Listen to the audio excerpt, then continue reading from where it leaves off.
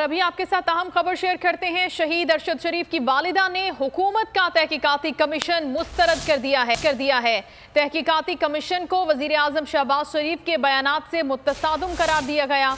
कहा कि मेरे बेटे अरशद शरीफ की शहादत पर सियासत न की जाए, हाई पार कमीशन या अक़वाम मुत्तहिदा पर मुश्तमिल कमीशन बनाया जाए। हुकूमत ने 3 रुकनी इंक्वायरी कमीशन तश्कील दिया था। जस्टिस अब्दुल शकूर पराचा चेयरमैन होंगे।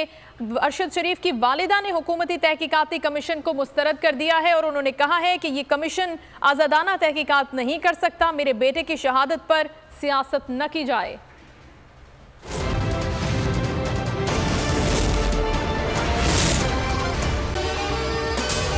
अगर आपको ये वीडियो पसंद आई है तो हमारे चैनल को सब्सक्राइब करें और बेल आइकन को प्रेस करें।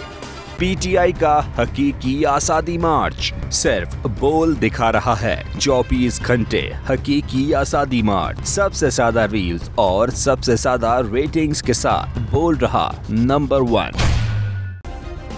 सब्सक्राइब करें और बेल दबाएं ताकि कोई खबर रह न जाए।